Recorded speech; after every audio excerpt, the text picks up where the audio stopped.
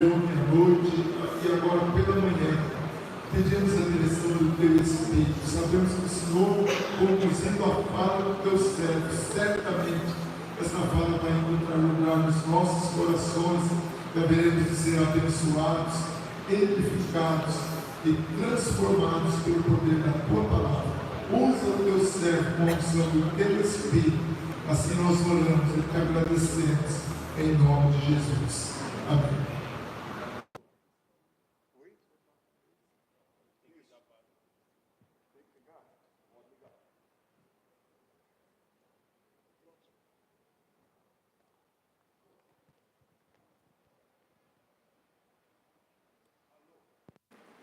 Alô, opa, tá muito forte até. Minhas irmãs e meus irmãos, boa noite. Ah, que bom, que bom. É assim que a gente pega quem dormiu bem e quem ainda não acordou. Quem respondeu boa noite e não acordou ainda. Mas vamos ser despertados nessa manhã pela palavra de Deus. Eu precisava do meu celular, porque a história que eu vou contar para vocês no final estava aqui no meu bloco de anotações. Eu sou dos primeiros a reconhecer, claro, a utilidade e a bondade da tecnologia. A tecnologia ajudou e muito a vida da gente. Tem uma geração que hoje já é uma geração jovem, adulta, quem tem seus 25, 26 anos, 30 anos, já é chamada de uma geração que é a geração milenal, a geração que nasceu e passou a maior parte do tempo neste novo tempo, nesse novo século. Mas tem uma geração aqui no nosso meio ainda, que é uma geração, por exemplo, que cresceu sem celular, que foi jovem sem celular. Tem uma geração no nosso meio aqui, que, por exemplo, ficou horas e horas numa fila de banco. Lembra você numa fila de banco para pagar uma conta? Aí aquela impressão de que a fila daqui andava, a fila daqui andava e a sua fila não andava. Aí você ficava naquela relutância. Vou para essa, eu vou para essa, eu vou para essa, eu vou para essa. Você ficava naquela relutância. Aí você decidia vir para essa fila. O que acontecia com a sua fila? Também com vocês aqui. Que coisa impressionante. Mas tem uma geração aqui hoje que não sabe o que é ficar numa fila de banco. Aí você tinha mudado, agora parecia que era uma causa de vergonha você voltar para a fila anterior. Você ficava lá. Passava um tempão. Quando ia chegando na sua vez, só tinha uma pessoa na sua frente, o caixa colocava bem na sua vez uma plaquinha fechado. Que ruindade, que maldade, vocês lembram disso? Mas hoje nós podemos marcar uma consulta por aqui. Hoje nós podemos comprar passagens por aqui. Ver o saldo bancário por aqui. Hoje a tecnologia facilitou muito a vida da gente. Todos nós aprendemos a utilizar uma ferramenta tão prática, tão útil, que é a ferramenta do Google. E você vai lá e coloca qualquer coisa. Qual o dia que a minha sogra vai morrer? E a inteligência artificial dá essa informação para você. E a resposta às vezes não satisfaz. Você vai primeiro do que ela. Que coisa triste, não? Você tem a tecnologia. Eu não preciso, nem você precisa, dizer assim, como facilitou a vida da gente. Mas, ao mesmo tempo, a tecnologia não é neutra. Com 3 ou 4 toques aqui, eu posso difamar alguém. Eu posso acabar com a carreira de alguém. Eu posso mexer em algumas coisas aqui e entrar na vida privada de alguém. A tecnologia tem os seus perigos também. E é sobre isso que nós vamos falar. Quem devia estar aqui ontem à noite não veio, perdeu. Ah, pastor, depois eu vejo na internet. Não é a mesma coisa. É tão bom ver ao vivo, ouvir ao vivo, participar de um momento como esse ao vivo. Quero agradecer a amizade dessa igreja para com a nossa pessoa. Muito obrigado, Igreja Batista, aqui de Viradouro. Eu sou o presbiteriano mais batista que eu conheço, viu, gente? Sempre estou me dando muito bem com os batistas. A insistência de vocês é querer me batizar. Não sei porquê, mas é uma insistência. Pastor Luiz não falou, pastor Zé Antônio, pastor Zé Luiz, ele Pastor Zé Antônio, eu sei que o nome dele é Zé Antônio, eu não sei por que eu falo Zé Luiz, deve ser a tecnologia me influenciando. Pastor Zé Antônio não falou, mas deve ter pensado, esse caboclo aí está precisando batizar. Que coisa impressionante. Muito obrigado, irmãos. Hoje eu acordei na casa dos Montavani. Muito obrigado, Camila, muito obrigado, Léo. Café da manhã tão bom, tinha uma rosca maravilhosa. Eu quero convidar todos vocês amanhã para tomar café da manhã na casa do Léo e da Camila. Bem-vindos lá. Amanhã de manhã pode chegar lá, o café da manhã vai estar garantido. Essa informação aqui vale. Você está procurando alguma coisa no celular? Volte lá, por favor. Está procurando e precisando de uma boa doutrina para o ministério infantil, para a sua casa, ideias para conversar com seus filhos? Então faça isso. Entre lá no Instagram, @Ministério Pequenos Passos. Também indique para os amigos, também indique para as famílias. Sempre vai ter alguma informação útil para você aprender para você e também passar para os outros. Deixe-me indicar alguns livros que também têm a ver com o tema família. Eu não conheço melhor livro em português do que este. O que a Bíblia ensina sobre a homossexualidade. Algo que é tão reservado de pessoas, hoje é aplaudido e desfilado na principal avenida de São Paulo. O que a Bíblia ensina sobre a homossexualidade, você precisa ler, não é para você debater, bater boca, não. É para você manter os seus princípios bíblicos. A Bíblia não mudou. Então vale a pena você saber para você e para ter argumentações quando necessário for. Aqui tem da deputada estadual Ana Campanholo. Esse livro vai chocar, mas também esse livro vai advertir. Grande parte das meninas pequenas dessa geração, e eu estou me referindo a meninas de 6, 7, 8 anos de idade, tem tudo para estragar suas vidas por causa da ideologia do feminismo. Ser feminina é uma coisa fantástica. Ser mulher é preciso ter muita raça e muita fibra. Mulher, quando está doente, ela prepara almoço, ela vai trabalhar, ela faz todas as coisas. Homem com uma dorzinha de cabeça, fica na cama o dia todo, estou doente. Ou, graças a Deus que Deus não fez os homens para andarem à luz, viu gente? Porque senão não ia ter menino no mundo. Mas vocês mulheres, para aguentar um filho, o parto, só vocês mesmos. Qual o padrão de feminilidade da Bíblia? Provérbios capítulo 31, a partir do versículo 10. Ali está uma mulher fantástica, feminina, trabalhadora, batalhadora, inteligente, tudo o que vocês são. Mas está vindo uma cartilha para cima das filhas de vocês, que é a cartilha do feminismo.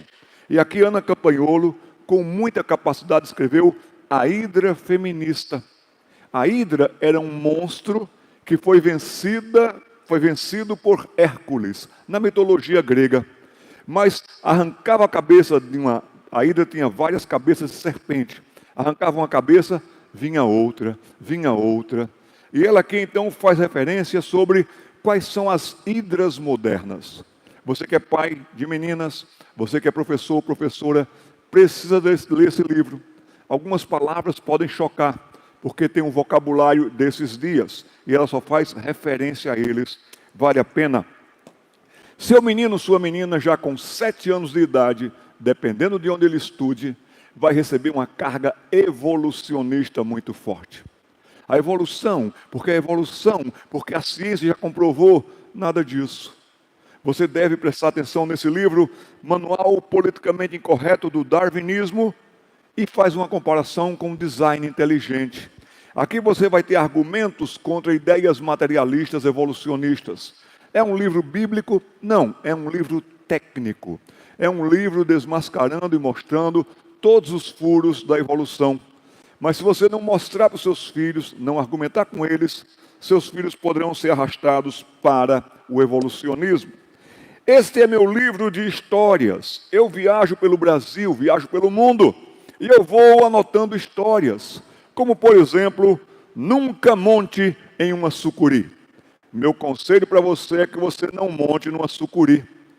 Lá no Mato Grosso, Adir montou numa sucuri. Já pensou o que aconteceu quando ele fez isso? Um dia eu estava andando na rua, eu encontrei um homem latindo. Au, au, au. Mas ele latia muito bem. Deixei ele latir, parou de latir e comecei a conversar com ele. Elogiei as latidas dele, ele estava brincando com um colega. Começamos a conversar e terminamos numa oração. Mas em português mesmo, viu, gente? Não lati, não. Tem a história aqui também da dona Ruth e o dia em que uma onça entra na casa dela. Uma onça mesmo, o bicho. Então são histórias que eu vou contando pela vida. A Bíblia. Quer amar mais esse livro que você tem em mãos? Quer ser uma pessoa mais capacitada em assuntos da Bíblia? Eu não conheço uma pessoa tão prática como o Dr. John Stott para falar sobre a Bíblia. Tão prático, tão fininho, mas tão objetivo. Vale a pena para o seu filho adolescente, para a sua filha adolescente também, para você. Quem sabe vocês vão lendo esse livro junto como família, no momento do dia, e vocês vão crescendo juntos. Nosso grande problema como batistas, presbiterianos, metodistas, é a oração. Como nós temos problema com oração? Em termos de investimento, em termos de aproveitamento. Qual é a reunião mais fraca da igreja? Reunião de oração. O que é que menos tem em casa? Oração. Agora, se perguntar para cada um de vocês, vale a pena orar? Você incentiva alguém a orar? Sim, claro! Aqui você vai ter ore grande. Esse texto aqui de Alistair Begg, ele vai mostrar como Paulo orava, como Pedro orava, como João orava. Então você vai aprender a orar com os apóstolos bíblicos, que só tem estes. Você vai amar esse livro. Tem algum amigo católico?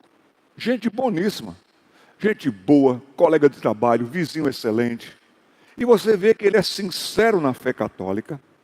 Aqui tem um dos melhores livros que eu já vi sobre Maria de Nazaré. Os católicos acreditam ou pensam que nós temos raiva de Maria. Muito pelo contrário, Maria é a mãe de Jesus Cristo. Foi ela quem deu a luz a Jesus Cristo. Aqui esse livro vai mostrar como começou o culto a Maria. Como na história se desenvolveu. Esse pastor aqui, Leonardo de Chirico, ele abriu uma igreja bem na frente do Vaticano. E aqui ele faz um trabalho maravilhoso sobre como começou todo esse tempo de Maria. Ou seja, Maria, honra ou idolatria? Vale a pena você ter esse livro. Quer melhorar nos seus conhecimentos bíblicos? Dá tempo ainda de você recuperar o ano. Lembra que na passagem do ano você queria orar mais, estudar mais a palavra de Deus? Aqui tem um gênio do Antigo Testamento, Alec Motyer, um dos principais nomes quando o assunto é Antigo Testamento. Ai, pastor, eu tenho uma dificuldade com o Antigo Testamento. Pois esse livrinho aqui vai ser uma ferramenta útil para você abrir portas ali em compreensão sobre o Antigo Testamento. Bem prático. Olha a proposta dele. Tudo o que o cristão precisa saber para amar o Antigo Testamento. De onde vêm as promessas de Jesus? Vale a pena você investir nesse livrinho também. Doutrina. Crentes são rasos em doutrina, fracos em doutrina. Grande parte dos crentes não aguenta um round com testemunha de Jeová. Não aguenta. Aqui você vai ter a confissão belga, confissão de fé, e também o catecismo de Heidelberg, feito em perguntas e respostas. E você vai saber tanta coisa boa e prática. É um texto aqui, uma resposta prática, e você vai crescer bastante em doutrina. Quantas vezes a Bíblia fala sobre o céu? Alguém aqui tem alguma ideia de quantas vezes a Bíblia fala sobre o céu? Ou seja, referência ao reino de Deus, referência à eternidade, referência àquele lugar aonde habitará a justiça, aonde não haverá pecado, aonde viveremos para sempre, aqueles que foram salvos pelo sangue de Cristo.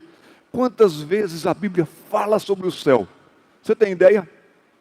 A Bíblia fala mais de 500 vezes sobre o céu. Quem não fala somos nós. Qual foi a última mensagem que você ouviu sobre o céu?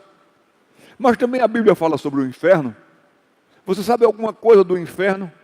Ou você já está entrando naquela ideia de que o inferno não existe? Existe. E foi Jesus quem mais falou sobre o inferno. Verdades que Transformam é um livro para você. É um livro para você melhorar suas aulas também na escola bíblica dominical. Vai falar sobre o céu, vai falar sobre o inferno, vai falar sobre predestinação, vai falar sobre tantas coisas que você pode ter dúvidas.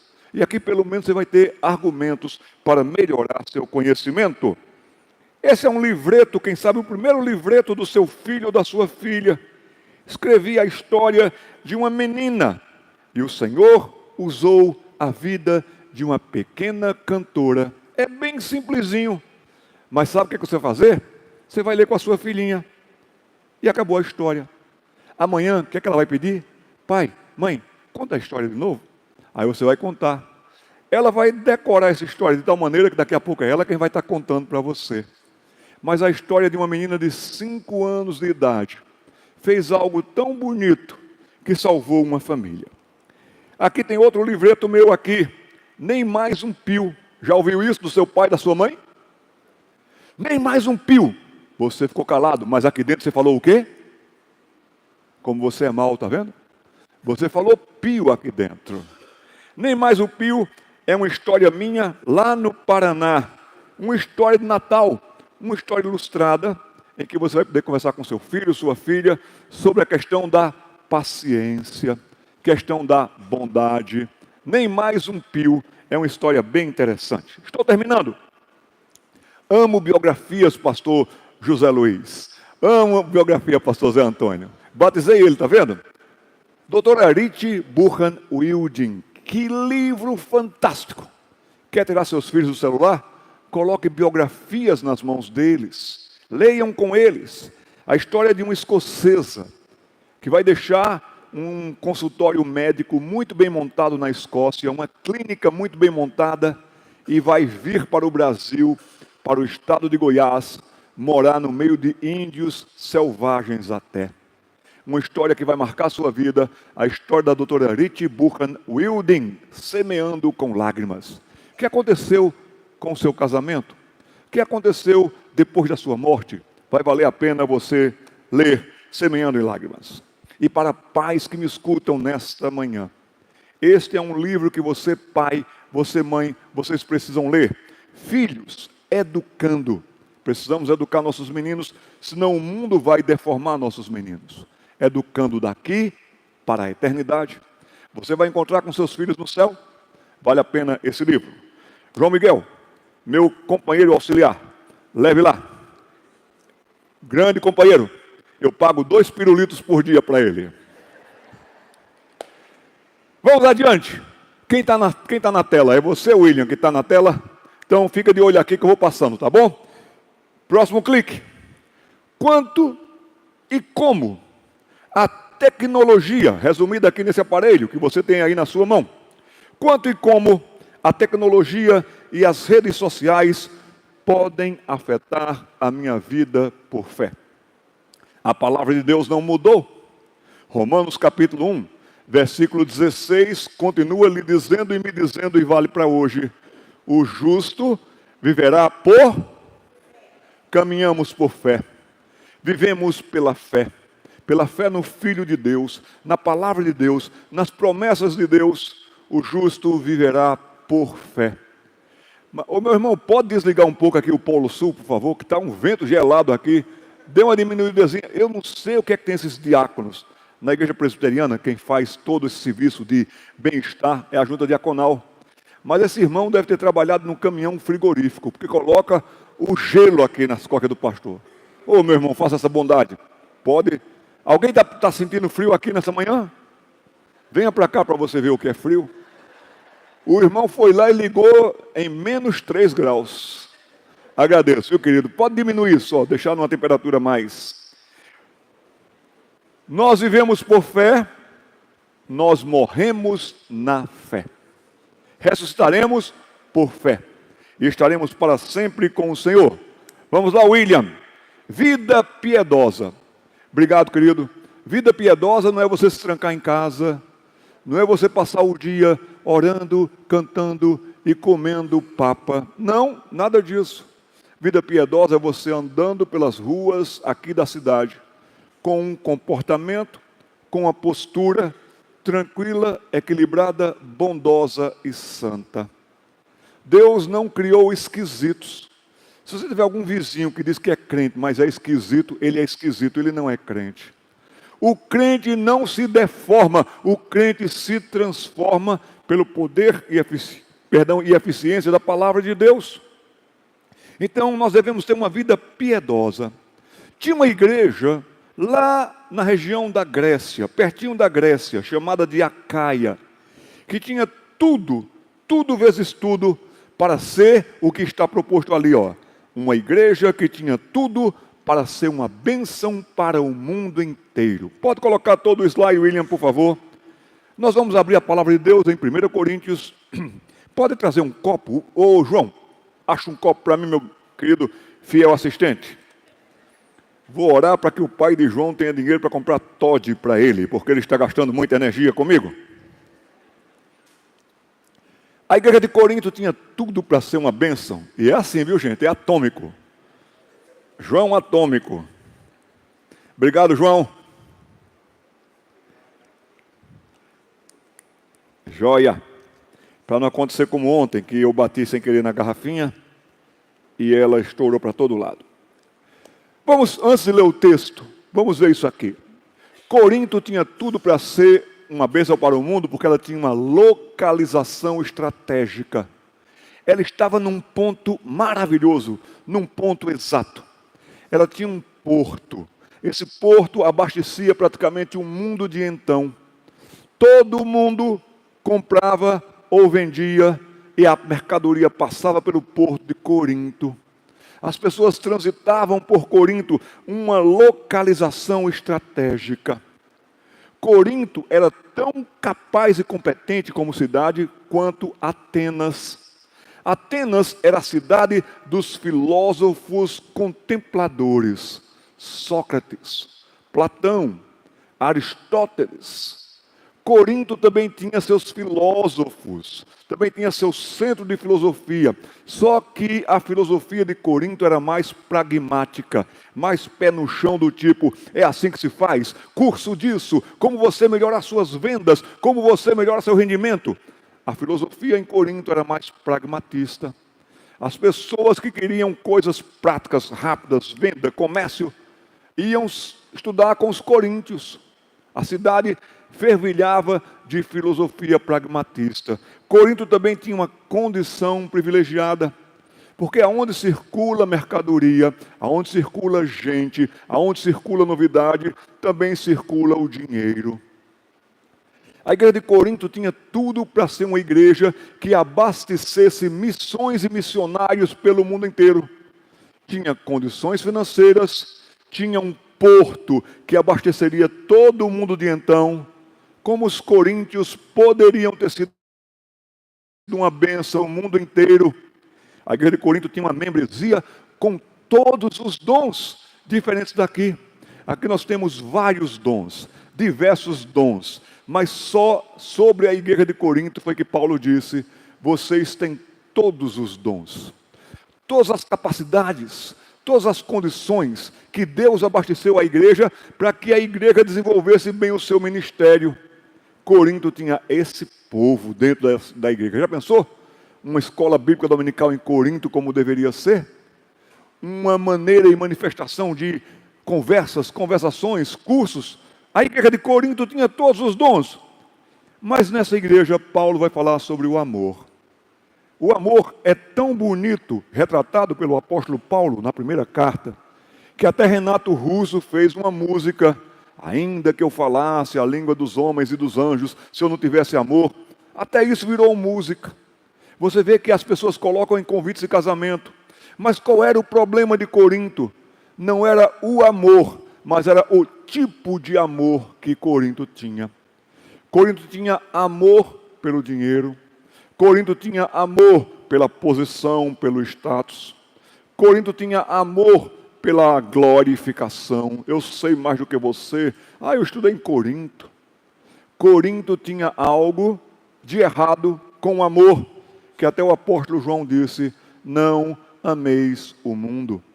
O problema de Corinto foi exatamente sobre o amor. E Paulo disse: o amor, ele age dessa maneira, se comporta desse modo. Esse amor é o amor ágape, é o amor que vem de Deus. Quando esse amor ágape está nos nossos corações, as demais coisas são bem influenciadas. quando o amor materialista, quando o amor da vanglória, quando o amor do poder age dentro da igreja, então essa igreja vai ser problemática. Temos duas das maiores cartas no Novo Testamento, que são a primeira e a segunda carta aos Coríntios. É muito mais Paulo consertando coisas, repreendendo coisas, mostrando erros, do que outra coisa. Que coisa impressionante a igreja de Corinto. Vamos ver, por exemplo, duas passagens que estão na tela. 1 Coríntios capítulo 6, o versículo 12.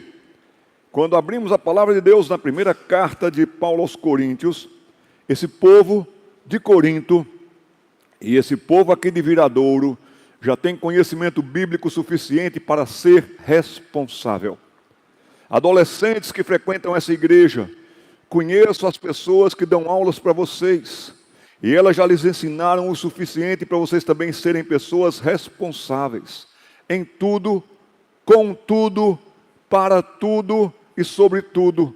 Vocês já têm conhecimento, sim, devido. Vocês têm um bom púlpito, os pastores de vocês pregam a palavra de Deus, ensinam a palavra de Deus, de maneira que você tem tudo para ser responsável ou responsabilizado. Olha o que diz o texto bíblico: todas as coisas me são lícitas. Pastor, é lícito ter um celular? É lícito, não é ilícito. Pastor, é lícito assinar a Netflix? É lícito, não é ilícito. Tem coisas que são lícitas, tem amizades que são lícitas, mas agora entra a sua responsabilidade. Olha como é que o texto continua: mas nem todas convêm. Então não é conveniência pelos seus sentimentos, não é conveniência pelas suas sensações, não é conveniência pelos seus argumentos humanistas, é conveniência de acordo com o que você sabe da palavra de Deus. E todos nós sabemos aqui o que a palavra de Deus diz a respeito de diversas questões. Aqui o texto continua: todas as coisas me são lícitas. Olha a sua responsabilidade, mas eu não me deixarei. Qual é o verbo que aparece aí, gente? Dominar por nenhuma delas. Ou eu domino essa máquina, ou essa máquina me domina. Sabe quanto tempo você vai perder olhando para a tela de celular ou para outras telas mais? Você vai perder, o verbo é esse, perder sem conseguir recuperar, perder de lamentar. Você vai perder 7 anos da sua vida olhando tela de celular. Alguém aqui gostaria de perder 7 anos da sua vida? Nós queremos ganhar em tudo com 7 anos. Rapazes e moças, prestem atenção no que lhes digo. Por exemplo, quando uma pessoa está com doença terminal, vai ao médico, e o médico olha os exames, e olha para a sua cara. A primeira pergunta que você vai fazer para o médico, ou que alguém vai fazer para o médico é: doutor, quanto tempo eu tenho de vida? Um querido amigo meu, mora lá no Nordeste, estava convidando para ele vir ser preletor num encontro nosso do Ministério Pequenos Passos. E ele me respondeu: Jader, eu não sei se vai dar para eu ir. Eu quero ir, eu gostaria de ir, mas o médico me deu menos de 1 ano de vida. Que diagnóstico triste, não, gente? Quando você está com a doença perigosa, letal, terminal, doutor, quanto tempo eu tenho de vida? A resposta do médico geralmente é: tantos meses, no máximo 1 ano. Agora você vai perder 7 anos da sua vida, que você poderia ter aproveitado muito mais, enriquecido muito mais em conhecimento, porque você não se deixou dominar. Era responsabilidade sua, mas eu não me deixarei dominar, porque senão domina mesmo. Amizades dominam você, o dinheiro domina você, a glória e a vanglória dominam você, tudo vai dominar você. A situação em Corinto, que tinha tudo para ser uma grande bênção para o mundo e não foi, foi um exemplo de como não ser. Era tão forte, tão marcante, tão apegada, que no capítulo 10, versículo 23, vamos abrir lá, Coríntios 10, 23, todo mundo acompanhando na Bíblia, por favor, abra a Bíblia, confira na Bíblia, não fica olhando para mim. Estamos em escola bíblica dominical para aprendermos. E nessa manhã a nossa oração é: Senhor, fala conosco. Se você está aí contando os minutos para ir para casa, pare com isso. Se você está aí querendo mexer no celular para ver outra coisa, pare com isso. Concentre-se aqui. Desse nosso estudo nessa manhã, muita coisa poderá acontecer para melhor na sua vida. É o meu desejo. Então, mocinha, rapaz, presta atenção. Peço que ninguém mais se levante, a não ser que tenha necessidade. Ok? Versículo 23 nos diz, está aqui o apóstolo, repetindo a mesma fórmula. Todas as coisas me são lícitas, mas nem todas convêm. Todas são lícitas, leiamos todos, mas nem todas. E o que não edifica, destrói. E o que não edifica, não constrói boa coisa. Você poderá estar mudando muito sua forma de pensar, sua forma de viver, vai afetar seus relacionamentos com o esposo, com a esposa, com os filhos, com os irmãos. A tecnologia tem esse potencial destrutivo. Então, se não edifica, você deve ter cuidado. Próximo slide. Vamos lá? Tudo para se viver essa vida presente. E nunca se esqueça disso. Você também vai viver a eternidade. Resume-se a duas palavras. Quais são essas palavras? Fé. O justo viverá. Se você dedicasse o tempo à sua fé, para edificação, conhecimento, busca, leitura, pesquisa. Se você dedicasse o tempo que você dedica ao celular para a sua fé, a sua vida estaria muito mais profunda em raízes e muito mais para cima com frutos como uma grande e frondosa árvore. Vamos ler todos o que diz 1 João capítulo 5, versículo 4. E nós aprendemos desde criança que quando recitamos um versículo na escola bíblica dominical, não só recitamos o versículo, mas a referência do versículo. Então todo mundo aqui obedecendo o que está na tela ali. Vamos lá? E esta é a vitória, a vossa, 1 João 5, 4. Só tem uma coisa que vai vencer o sistema do mundo. Só tem uma coisa que vai vencer o fascínio do mundo. Só tem uma coisa que vai vencer todas as propostas do mundo. É a sua fé. Não são as suas ideias, não são os seus pensamentos, não é sabe o que é que eu acho? Não é isso, é a fé. É você quem se afina com a fé. Porque se a fé se afinar com você, com o que você acha e pensa, essa fé desafina e não será mais uma fé bíblica. Será uma fé assinada por você. E essa fé assinada por você não lhe garante o céu. A única fé que garante o céu é a fé assinada por Jesus Cristo. Então você deve se ajustar a Cristo. A fé em Jesus Cristo. Paulo mesmo dizia, e esse viver que agora eu vivo, vivo pela fé no Filho de Deus. Isso não mudou. A fé é a mesma. Paulo passou, Pedro passou, João passou, Lutero passou. Você e eu estamos aqui, vamos passar, mas a fé continuará a mesma até o último dia. Próximo slide. Obrigado, William, que você está tão bem aqui. Vamos ler todos de novo aqui? Quem é que vence o mundo? Senão aquele que crê ser Jesus, o Filho de Deus. 1 João 5, 5. Então a fé, mas não é aquela fé do Gilberto Gil. Escolha a sua fé. Anda com fé eu vou, que a fé não costuma falhar. Essa falha. Só a fé no Filho de Deus é quem não falha. Haja o que houver, aconteça o que acontecer, todas as coisas colaboram para o bem daqueles que amam a Deus. É difícil você entender, é difícil passar por dificuldades. O Salmo 119, versículo 171 vai dizer, foi-me bom ter eu passado pelas aflições. Mas ali não tem um ponto, tem uma vírgula, para que eu aprendesse os teus decretos. Ninguém quer passar por aflição, mas em passando, nós vamos aprender mais sobre nós, sobre o mundo, sobre as circunstâncias, sobre a fragilidade, sobre Deus. Próximo slide. Muito obrigado. Não preciso nem falar próximo slide. Ele já está lendo pensamentos. Que capacidade. Leiamos. Quando vier, parou, vamos ler com força dos pulmões. Enche os pulmões, solta a voz. Tá bom? Não é aquela, quando vier o Filho do Homem. Não é assim. A gente vai ler com gosto. Então, 1, 2, 3. Quando vier, fé na terra, Lucas, opa, tinha um irmão aí que estava animado mesmo. Que bom, gostei de você.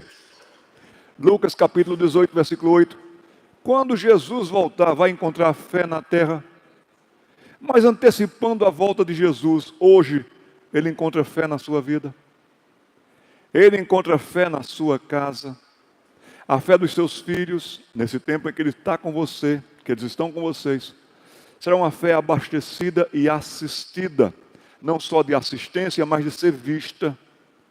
Seus filhos veem que você é uma mulher de oração e de fé. Suas filhas veem que você, homem, é um homem de oração e de fé. Então, o que eles assistem como se fosse um programa de televisão, como se fosse um seriado. Que seriado seria a sua família? Com vocês, a família Pedrosa. Aí seus filhos sentam para assistir papai Pedrosa, mamãe Pedrosa e lá vai pedrada. Que coisa terrível. Agora a igreja de Colossos, todo o slide, por favor. A igreja de Colossos tinha tudo para não ser uma bênção para o mundo inteiro. Uma tinha tudo para ser, mas essa não tinha. Em primeiro lugar, Colossos tinha uma localização desfavorável. Agora veja o nome, Colossos, coisa colossal, coisa grande, coisa enorme. Colossos já fora uma cidade grande. Colossos já fora uma cidade imensa. O nome correspondia. Só que Colossos estava entre montanhas. Chegar em Colossos tinha uma dificuldade de subida. Sair de Colossos com caravana tinha uma dificuldade de descida, porque também tinha assaltantes que se escondiam nas montanhas. O que o Império Romano fez? As montanhas aqui. O Império Romano construiu uma estrada por aqui, uma grande estrada por aqui, outra grande estrada por aqui. Colossos foi ficando isolada. Para complicar, Colossos está numa região da Turquia hoje de terremotos. Já viram algumas vezes na televisão terremotos na Turquia? Desmonta tudo. Teve um grande terremoto em Colossos, destruiu tudo, o pessoal se mandou de Colossos. Então Colossos existia, mas existia agora como uma cidade pequena. Colossos existia agora como uma cidade de velhos e crianças. Pouco comércio. Então Colossos não tinha mais uma condição, uma localização favorável. Não tinha agora mais o que? Uma condição financeira boa. Era uma condição bem mais limitada. A igreja em Colossos também, a tendência é que os membros fossem bem mais simplórios. Não tinha lá centros universitários, não tinha lá oportunidades de pesquisas. As pessoas que queriam, como se diz num bom português, subir na vida, crescer na vida, iam embora de Colossos. E para complicar, é a igreja que Paulo mais vai falar sobre, vocês têm que ter conhecimento. 2 compositores brasileiros compuseram uma canção. Eu vou começar e vocês continuam, tá certo? Eu quero ver aqui, continuem bem. Esses compositores brasileiros compuseram uma canção que diz assim: é preciso. Gente, como tem crente aqui ouvindo música mundana. Tem muito crente aqui ouvindo música mundana. Teve até uma irmãzinha que fez assim: saber viver. Mas nisso, Roberto Carlos e Erasmo Carlos estavam certos. É preciso saber viver. Tem muita gente que está passando pela vida, achando que está ganhando, está perdendo. Estava faltando conhecimento na igreja de Colossos. Eu vou, nesse momento aqui, não vou ler todo o texto. Vamos abrir lá em Colossenses capítulo 1, versículos de 3 a 9. Eu vou pontuar algumas coisas para vocês. E assim nós vamos ver isso e sobre isso. Capítulo 3, Paulo está dando graças a Deus pelos Colossos. E Paulo diz: eu incluo vocês nas orações que eu faço. Orem sempre, orem uns pelos outros. Agora, vejam que coisa muito bonita aqui, está no versículo 6. Palavras do Evangelho, finalzinho do versículo 5. Essas palavras chegaram até vocês, como também em todo o mundo está, olha que verbo lindo, produzindo frutos. E a palavra de Deus nessa manhã quer que você e eu adquiramos conhecimento, para que a semente do conhecimento comece a produzir frutos na vida da gente. De alguém que anda com conhecimento, de alguém que anda com sabedoria, de alguém que vai ter condição de ajudar alguém, aconselhar outros. O texto continua dizendo, e não só está produzindo, mas essa produção está crescendo, está sendo dinâmica, está sendo produtiva. Tal acontece entre vós, desde o dia, e tem dois verbos aqui que eu chamo sua atenção, peço que você grife na sua Bíblia. Ouvistes. O verbo ouvir é muito importante na Bíblia. É ouvir com atenção, é ouvir prestando atenção. Eu gosto de fazer uma pergunta, vou fazer aqui de novo, e vocês vão responder de novo. Para alguns vai ser a primeira vez. Responda levantando a mão, bem alto. Quem aqui entre nós essa manhã entrou nessa igreja, nesse ambiente com as orelhas? Levante a mão, gente. É uma pergunta tão assim, absurda, que alguns ficam parados. Ué? Todos aqui entraram com as orelhas, não entraram? É muito fácil entrar aqui com as orelhas, a gente anda com as orelhas, não tem como a gente arrancar as orelhas. Tem alguns irmãos e irmãs que até têm orelhas demais. Interessante quando a gente entra num lugar como esse com as orelhas, é que a gente desliga. Entra aqui, sai aqui. Esse é o fenômeno de entrar num lugar como esse com as orelhas. Fica olhando para o teto, olhando para as unhas, olhando para o chão, doido que a escola dominical acabe. Fica querendo conversar e não sei o quê. Quem entra aqui num ambiente como esse, só com as orelhas, vai perder. É por isso que Jesus Cristo dizia, quem tem ouvidos para ouvir, ouça. É tão importante ter ouvidos para ouvir, que no livro do Apocalipse diz, ouçam o que o Espírito está falando à igreja. A palavra de Deus é viva e eficaz. Esse tema de hoje é um tema atualíssimo, não desista de ouvir. Preste atenção, pode definir muita coisa da sua vida. E também é tão importante o verbo ouvir, que a palavra de Deus nos diz que a fé vem pelo ouvir. E ouvir a palavra de Cristo. Então estamos fazendo aqui essa manhã isto. Agora, na sua Bíblia, aí em Colossenses, versículo de número 6, no finalzinho diz que você deve ouvir, e o próximo verbo você deve entender. Ouvistes e entendestes. Quando o pastor prega, a gente escuta, mas a gente diz assim, que mensagem maravilhosa para a irmã Maria. Essa mensagem está sendo muito boa para o irmão José. Bem que a irmã Severiana estava precisando ouvir essas coisas. A gente até chega a ter a petulância de o pastor falando algumas coisas, e a gente até virar o pescoço assim e olhar para o irmão. Esses somos nós. Nós é um advérbio. Nós é um pronome, melhor dizendo, perdão. Nós é um pronome. Eu, tu, ele, nós. Mas nós partimos dos pronomes sempre para tu, ele, vós. Nós esquecemos do eu.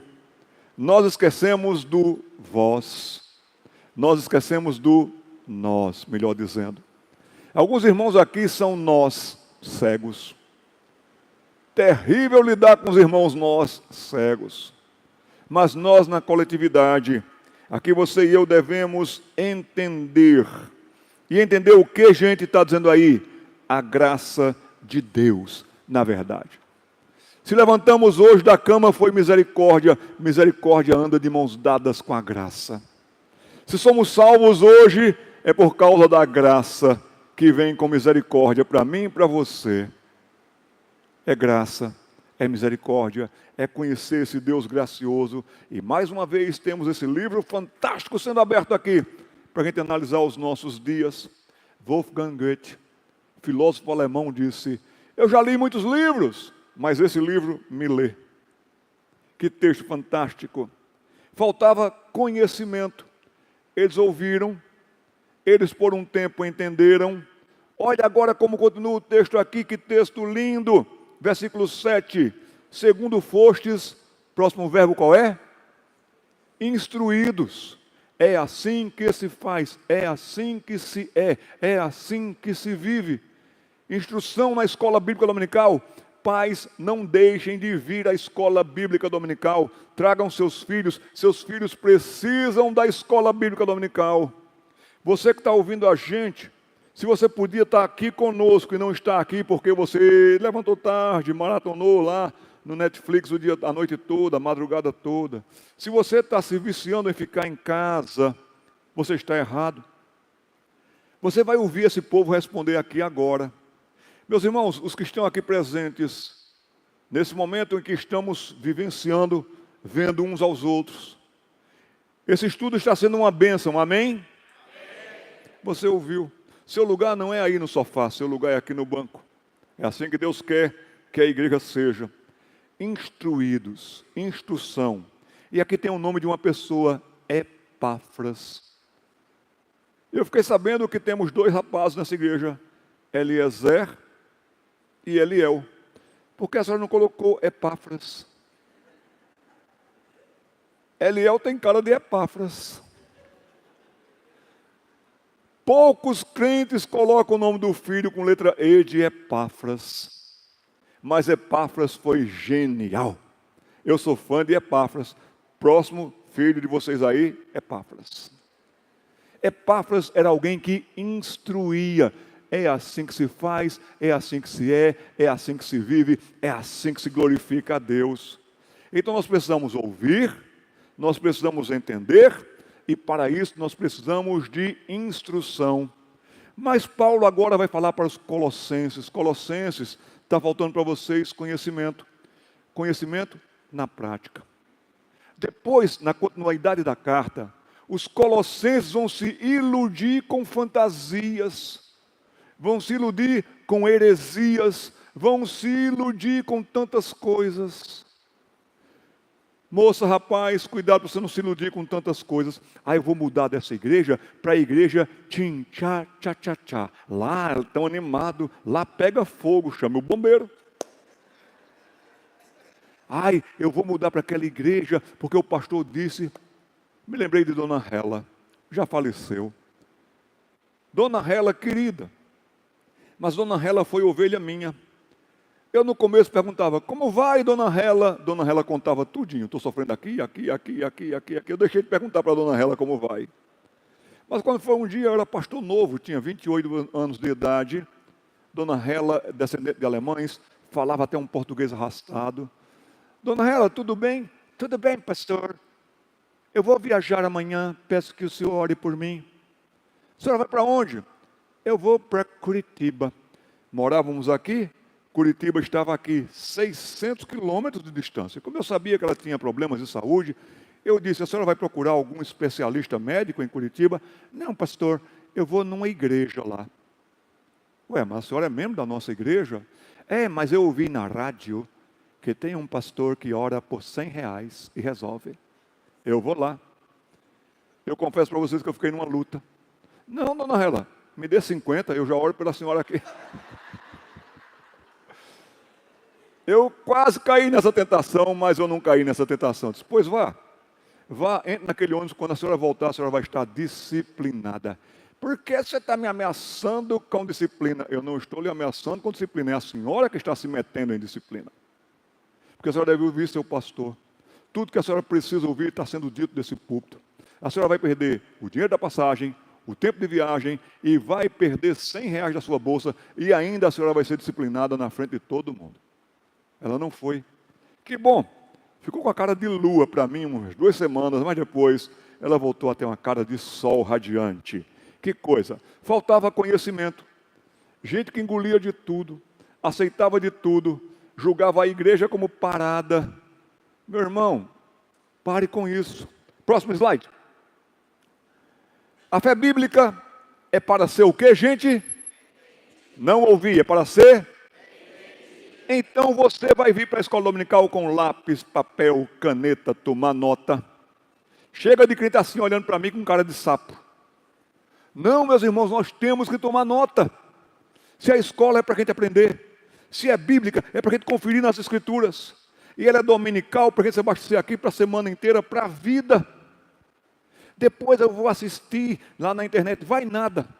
E não vai ter mais o mesmo peso. Traga papel, traga caneta, tome notas, anota o sermão. Estava conversando hoje com a família Mantovani, que deveria ser o seguinte: ou o pai ou a mãe traz um papel, coloca o filho ao lado, você vai tomando nota da mensagem, do estudo, e seu filho vai tomando nota das suas notas. Depois ele vai pegar o hábito. Mas é preciso ter entendimento para a fé, para poder ser melhor vivida e melhor vista. Por que nós não temos dado o melhor testemunho?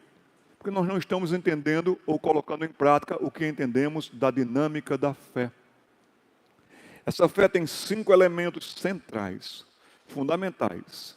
Se a sua vida por fé não está sendo assim, então você está desafinado. Ali nós temos instrumentos. Não tem coisa mais triste para o ouvido de um músico do que uma corda desafinada. Os músicos que estão aqui concordam comigo, não? Não é verdade? Pode estar 5 cordas afinadas, uma corda desafinada no violão. Você logo percebe aquela nota desafinada. E aquela nota desafinada prejudicará a harmonia. O que dizer de 2 notas desafinadas? O que dizer de 3 notas? O que dizer de 5 notas desafinadas? Seu problema é que você não está afinando sua vida diariamente. Esses músicos, quando voltarem aqui, a primeira coisa que eles vão fazer é vão afinar o violão. Vão afinar para que possa ter uma boa e harmoniosa canção e música. Essa fé tem 5 elementos. Próximo slide, pode colocar todos. É uma fé de reconhecimento. Eu reconheço. Eu reconheço que podia ser um pai melhor e não sou. Eu reconheço que podia ser uma mãe mais eficiente e bondosa e não tenho sido. Eu reconheço que eu sou grande pecador. Eu reconheço que eu vivo realmente uma vida que está monótona. O seu problema não é com a rotina, viu, gente? O seu problema é com a monotonia. Rotina é tão bom. Ai, pastor, vai chegar amanhã segunda-feira. Graças a Deus que amanhã é segunda-feira. Você vai poder levantar para ir para um trabalho. Pergunta para quem está desempregado se ele não queria estar na segunda-feira num trabalho. A rotina faz bem. A rotina no casamento, a rotina em casa, a rotina na igreja. A rotina é que faz a sua vida funcionar e você faz a vida valer a pena. O que a vida, o casamento, a igreja, a fé não pode entrar é na monotonia. Aquilo sem vida, aquilo sem gosto. Mas quando estamos entre o povo de Deus, quando abrimos a palavra de Deus, nós ficamos com alegria. Eu quero pedir uma coisa a vocês. Mesmo que vocês estão na rua do cemitério, deve ter uma influência de lá para cá. A gente está cantando meio defuntamente, viu, gente? Estava no funeral uma vez, não sei o que aconteceu, o defunto abriu a boca. Alguma coisa aconteceu lá, mecanicamente, ele abriu a boca. Claro que não foi nada de milagre, nem nada disso, viu, gente? Abriu a boca por uma situação que o corpo dele fez pá. Tem muita gente só abrindo a boca defuntamente. Louvores do cemitério, volume 1, volume 2, volume 3. Muita gente veio à fé porque ia passando do outro lado da rua e a igreja cantou com alegria, a igreja cantou com vida, a igreja cantou com entusiasmo. Foi tão bonito que ele entrou para ouvir e ouviu o evangelho em seguida. Vamos cantar com vida, gente. Às vezes a gente canta meio arrastado. A alegria está no coração de quem... Oh, meu Deus! É diferente de cantar com vida, com alegria. Próxima canção, nós devemos terminar com uma canção, né, pastor? Vamos ver se vai ser um louvor cemiterial ou se vai ser um louvor batista com vida. Mas não só hoje, mais adiante. Deve ser uma fé por compromisso e com compromisso. Com Deus, com a sua palavra, com a sociedade, no casamento, com os filhos, com os pais. Eu tenho um compromisso. É uma fé de dedicação a um Senhor, e esse Senhor é Jesus Cristo. É uma fé de, leiamos todos o ponto 4, perseverança, esforço e prioridade. Temos uma peça ali. A peça está sendo usada para segurar o celular que está filmando essa mensagem, esse estudo. Mas ela tem um tripé. Se uma dessas bases estiverem tortas ou cambaleantes, todo o projeto desmonta. Esse tripé da sua vida por fé é muito importante. Perseverança. É tão importante que Jesus Cristo disse: o que perseverar até o fim. Eu tenho fé, mas eu vou perseverar pela fé, porque ataques virão contra a minha fé. Ataques virão contra o meu amor por Cristo. Eu vou perseverar. Quem perseverar até o fim, também está dizendo o esforço. Jesus Cristo também disse que é com esforço que a gente alcançará o céu. Isso não é salvação pelas obras. Isso é porque você foi salvo, você vai seguir pelo caminho estreito, você vai perseverar ali, você não vai desistir dali, você vai se esforçar. Ai, eu estou tão cansado, não quero ir para a igreja. Não, eu vou para a igreja. Ai, não quero ler a Bíblia. Eu vou ler a Bíblia. Você vai se esforçar quanto a isso. E você vai dar prioridade àquilo que Deus prioriza. Para a igreja, Deus prioriza o seu povo junto e reunido. Para a igreja, Deus prioriza esse povo aprendendo da fé apostólica. Para a igreja, Deus prioriza a comunhão dos santos. Para a igreja, Deus prioriza a oração. Anote, Atos 2, 42. Como é que vivia a igreja primitiva? Ponto 5. É uma fé de confiança. A confiança no Salmo 23. Parece que crente melhora de fé quando adoece. Não, meus irmãos. Vá vivendo sua vida de tal maneira que quando chegar a enfermidade, ainda que você ande pelo vale da sombra da morte, você não vai temer mal algum, porque você viveu sua vida confiando e confiante, perseverando, confessando. Mas tudo isso, como é que eu posso viver a vida toda? Com entendimento. Áreas da fé que brotam da fé, que vêm pela fé e que melhoram com a fé. Por exemplo, ser um bom vizinho é um incentivo bíblico, mas até os ateus podem ser bons vizinhos. Até aquela pessoa que não conhece a palavra de Deus pode ser um bom vizinho. Mas se você é vizinho e conhece a palavra de Deus, você vai ser um vizinho muito bom e deve ser um bom vizinho, um bom funcionário, enfim. Quais são essas áreas? Que artifícios da tecnologia? É tudo artificial mesmo. Não tem coisa pior do que uma fé artificial, um culto artificial, uma vida artificial. Tudo que você fizer em termos de fé e eternidade artificial não vai valer para você no final. Como é que você pode até enfraquecer na fé?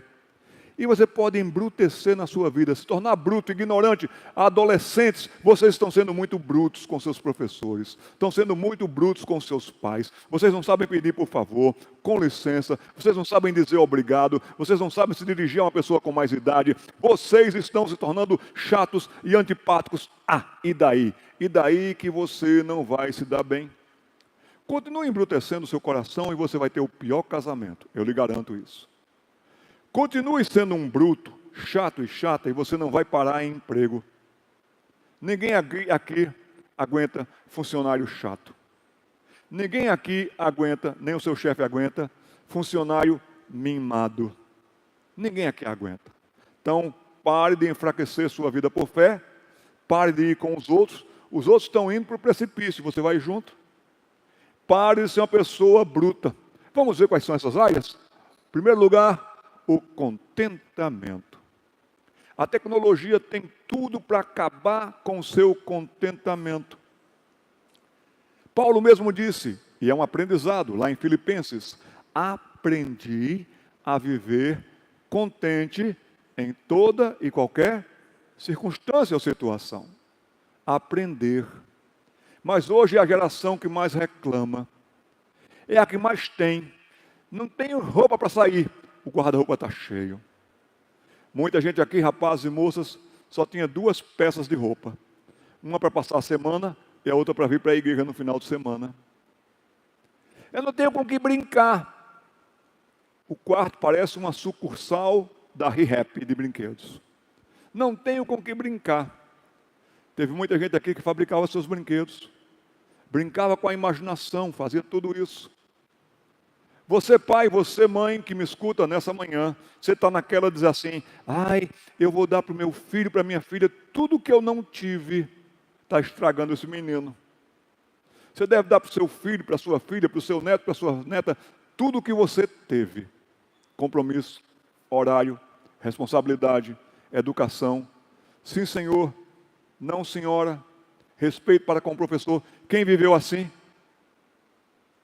Fez mal? Muito pelo contrário, fez bem. Agora, converse com os professores, inclusive dessa escola tão boa e querida aqui. E se você for ver, muitos dos filhos de vocês e netos de vocês estão sendo já uma sequência triste do que o mundo está tornando seus filhos violentos, chatos, perigosos até. Contentamento. Se você é da minha geração ou perto dela, você só ganhava presente 2 vezes por ano.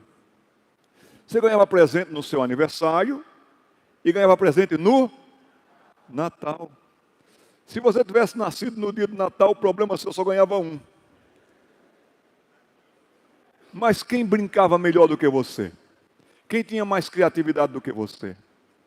Não é a quantidade, é a qualidade. Talvez seus brinquedos coubessem numa caixa de sapato. Talvez seu guarda-roupa todo se desse numa gaveta. Talvez, e com certeza muitos aqui usaram quichute. Que sapato fantástico, quichute. Melhor tênis do mundo, quichute.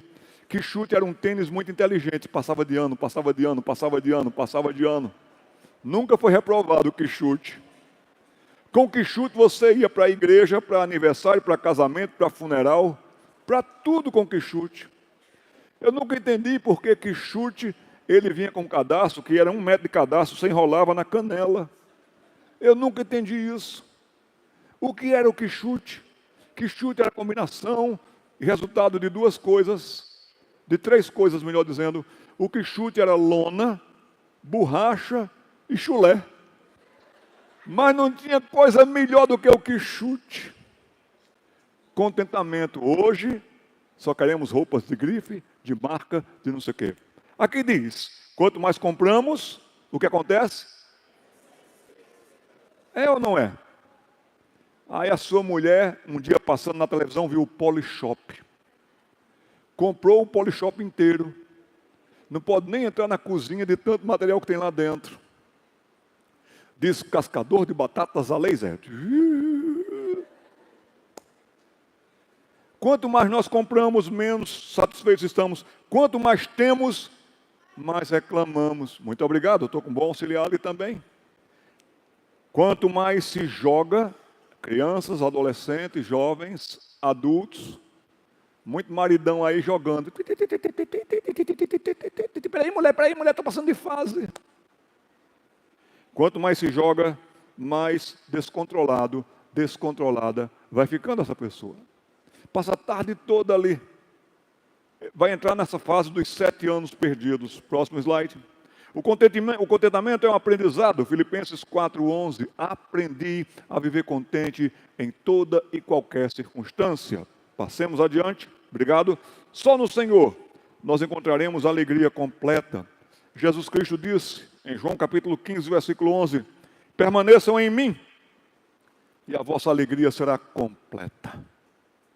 Ele é a fonte da vida, Ele é o pão da vida, Ele é a água da vida, Ele é a luz do mundo. Perdemos também a intimidade, vamos perdendo a intimidade, vamos ficando secos, grossos. Eu tenho pena de muitas meninas que vão namorar com você, rapaz. Cara seco, enjoado, chato pra caramba, só pensa em você, egoísta. Vai ser muito mimimi para tudo. Mas sabe de onde surgiu o mimimi? O mimimi é nada mais do que a palavra inglesa me, eu. Ou seja, me and me. Daí veio a palavra me. É só você. Egoísta pra caramba. Menina, continue sendo assim azeda. E você vai casar com o pior da turma. Você vai casar com o cara mais chato da turma.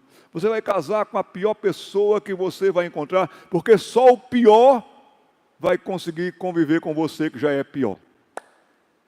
Que pena. Você vai perder esse momento de conversa. Olhos nos olhos, quero ver o que você diz. Vai ser tão bom isso. Sou casado há 34 anos, casaria de novo hoje. Minha esposa e eu lemos juntos, rimos juntos, oramos juntos, conversamos juntos. É tão bom um casamento assim. Quanto mais interagimos online, mais nós ansiamos por uma intimidade face a face. Porém, quando a gente está face a face com alguém, essa intimidade vai ficando esquivada, porque não sabe o que conversar. É mesmo. Né? Fica uma conversa de vogais. Olha ali. Não é? Olha o que está acontecendo no mundo. Olha isso aqui. Eita, sabe o que aconteceu com fulaninha? Vocabulário de vogal. Passemos. Adelante, William. Nós vamos perdendo a capacidade de interação que ajuda, interação que anima, conversas que despertam ideias, sonhos, confiança, desejos, interação que nota o próximo. Que horas termina essa escola bíblica dominical, pastor? Oi? 10h20, ali está dizendo 10h20, acabou meu tempo. Mas eu vou continuar. Isso é vogal, viu, gente? Eu vou continuar. Posso continuar mais uns 10 minutos, pastor? Afinal de contas, de todos vocês, quem aqui mora mais longe sou eu. Não, tem o Fernando. Cadê Fernando? Já foi embora. Ele morava mais longe, morava em São Paulo. Eu vou continuar. Gosta do senhor ou não? Eu vou continuar. Que nota o próximo. Estava viajando uma vez São Paulo, Recife. Eu estava na cadeira do corredor no avião. Tinha a cadeira do meio, e do lado de lá tinha um rapaz muito simples, pela maneira dele ser, dele se vestir. E ele não sabia nem atar o cinto de segurança. Eu olhei para ele e disse, meu filho, faz assim, coloca assim as duas, isso, vai lá, vai, plá. E ele ficou tão surpreso, porque ele conseguiu colocar o cinto do avião. No voo começamos a conversar.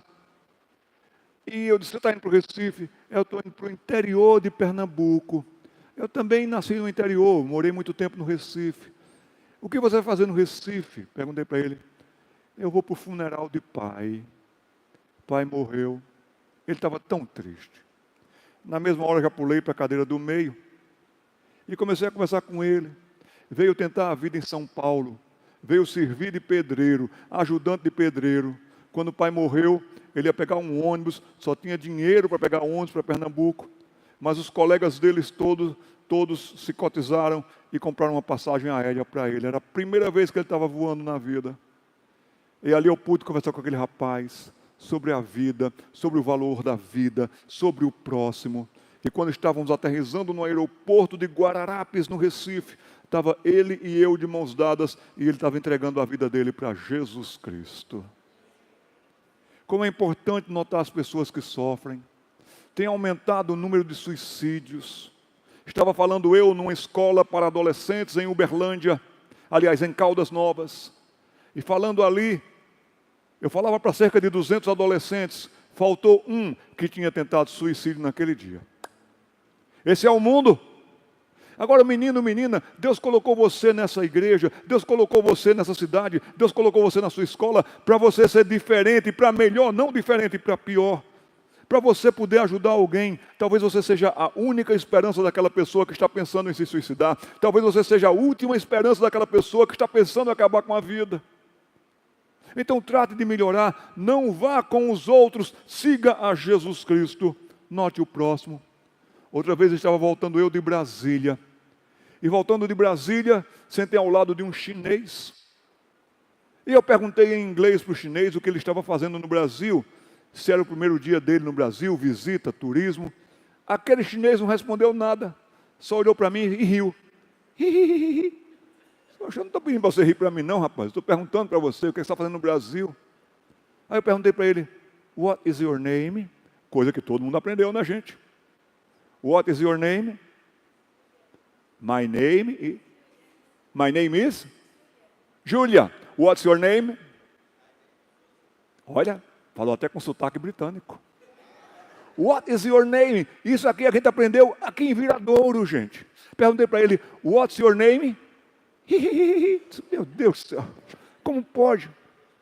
Saquei minha carteira de identidade, mostrei para ele meu nome. Ele sacou o passaporte dele, Vang. Ele não falava português, ele não falava alemão, ele não falava inglês, eu não falava chinês. Mas o Espírito Santo de Deus é poderoso, gente.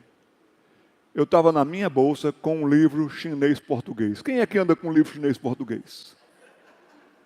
Eu disse, Senhor, era um livro bíblico. O jeito é ele se auto-evangelizar. E eu ia mostrando as palavras em chinês, e ele ia dizendo... E eu e ele ali, gente, e eu fui mostrando Jesus, a palavra de Deus para ele. E depois eu disse, Vang Ti é o nome do nosso grande Deus em chinês. Let's talk with Vang Ti. Vamos falar com Vang Ti. Fechei os meus olhos, reverentemente. Ele fechou os dele. Como é que você sabe disso, pastor? Porque eu fiz assim. E eu orei em português, porque o Espírito Santo fala chinês. E como fala bem chinês. E eu orei em português, Senhor, faça com que isso que nós conversamos aqui entre no coração de Vang, e Vang creia em Jesus Cristo, o Filho de Deus. Quando terminei de falar assim, em nome de Jesus, amém. O que foi que Vang disse? Você estava lá? Vang disse amém também. Nunca mais soube do Vang, não sei onde ele está. Mas a semente foi lançada e a palavra não volta vazia. Deus colocou você nesse mundo para ser uma bênção, não para ser um problema.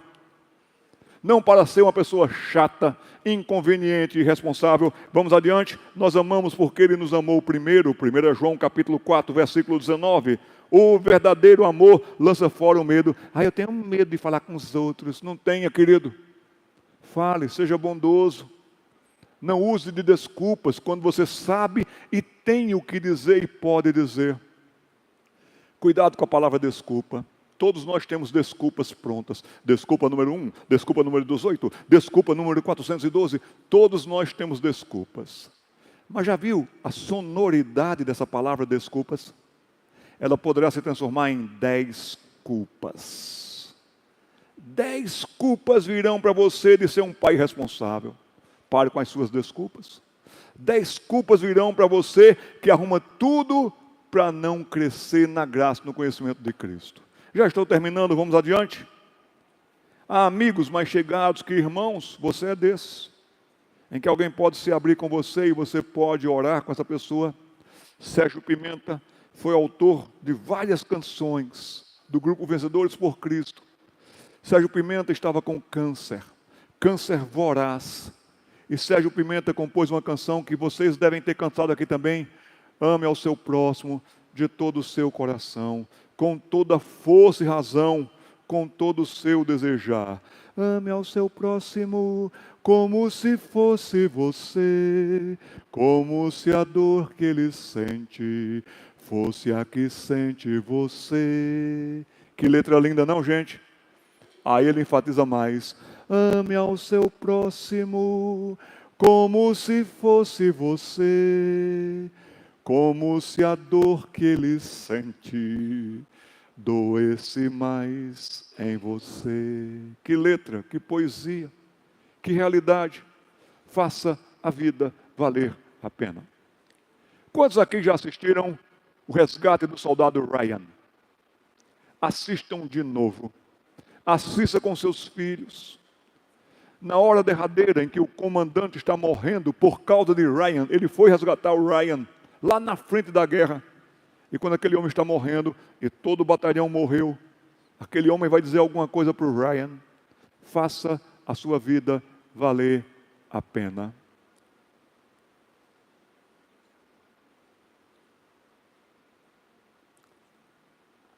O vento está vindo lá do cemitério. Como que aquelas pessoas dizendo assim: escutem esse homem. Isso que ele diz é verdade, porque, se eu tivesse ouvido algo como ele está dizendo. E o que eu estou dizendo vem da palavra de Deus. A palavra de Deus é vida. Faça a sua vida valer a pena. A tecnologia pode acabar com o seu contentamento.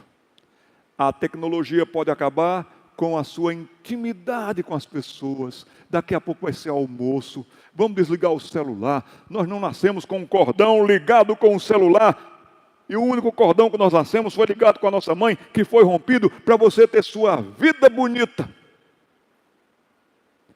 Próximo slide. Vamos perder a autenticidade. Como nós fabricamos nós mesmos. Photoshop. Selfie. Aí lá está você, moça, rapaz, senhor, senhora. Nós estamos fazendo selfie de tudo. Ontem eu estava indo com a minha filha para a academia, voltei para a academia, eu quero me tornar um Tom Cruise. E tinha a escada rolante, e tinha um espelho, a mocinha lá, no espelho, disse, meu Deus do céu. Nós estamos fazendo selfie de tudo. De tudo. Aí você apaga. Não gostei. Apaga. Você vai ficar o que você é. Você não é mais bonito, você é mais feio até do que está ali. Mas a idolatria da selfie. Vamos perdendo a autenticidade. Dizemos coisas que não somos. Curtimos coisas que não curtimos. Quanto mais filtrada a nossa vida vai se tornando, mais difícil vai se tornar para nós sermos genuínos, autênticos, transparentes. Pode passar, William. E vamos perdendo por fim a compaixão. Vamos ficando secos. Aconteceu um terremoto lá. Eita! Olha essa piada aqui, que legal. Nós vamos perdendo a compaixão. Pode colocar o slide todo. Quanto mais somos expostos à dor nesse mundo da era tecnológica, mais difícil de nós nos importarmos com as pessoas. Tornamos-nos insensíveis ao sofrimento das pessoas à nossa volta e ao redor do mundo. Nós vamos ficando indiferentes. Rapazes e moças, me dirijo a vocês, porque vocês fazem parte da geração que mais vai ficando indiferente, mais vai ficando egoísta, mais vai ficando, volta o slide por favor, mais vai ficando o quê? Vai ficando aí indiferente e insensível. Eu quero pedir a você, rapaz e moça, e você já ouviu isso, seja bondosa e bondoso para com todos, como bondoso é o nosso Pai que está nos céus. Que Deus lhe dê consciência disso, que você olhe nos rostos dos irmãos. Os irmãos têm nome. Bom dia, irmão fulano. Bom dia, irmã fulana. Você não tem o direito de chamar ninguém mais adulto do que você, de tu, de você. Use os pronomes certos. Use as formas de tratamento certas. Sim, Senhor. Pois não, senhora. Posso ajudar em alguma coisa? Às vezes vai chegando alguém aqui com dificuldade, com bolsas, e você não está nem aí. Que pena. Você está perdendo o gosto da vida, o viver com gosto. Não perca o gosto da vida, não perca o viver com gosto. E viver é tão bom. Viver é uma aventura única. Viver é uma aventura singular. A palavra de Deus nos diz, esse foi o dia que Deus criou. Esse foi o dia que Deus nos deu. Alegremos-nos nele, regozijemos-nos nele. E nós vamos relembrar um cântico bem antigo. Eliel, pega a viola ali, Eliel. Eu gosto de música assim, que eu não preciso nem dizer o que é que a gente vai cantar. Ele que se vira. Alegrai-vos sempre. O cemitério canta melhor. O cemitério canta bem melhor. Ele canta bem melhor. Já morreram e não podem mais cantar. Mas você e eu aqui, nós podemos nos alegrar. Alegrai-vos sempre no Senhor, alegrai-vos no Senhor, de pé. Alegrai-vos sempre no Senhor, alegrai-vos no Senhor. Alegrai, alegrai, alegrai-vos no Senhor. Alegrai, alegrai, alegrai-vos no Senhor. Começando aqui o contracanto. Alegrai-vos sempre no Senhor, alegrai-vos no Senhor, alegrai-vos sempre no Senhor, alegrai-vos no Senhor, alegrai, alegrai, alegrai-vos no Senhor, alegrai, alegrai, alegrai-vos no Senhor. Alegria é viver com Cristo. A alegria é saber usufruir bem desses tempos modernos sem ser engolido por ele. Que Deus nos ajude a sermos uma família que sabe se controlar e sabe conviver. Em nome de Jesus. Amém. Podem sentar.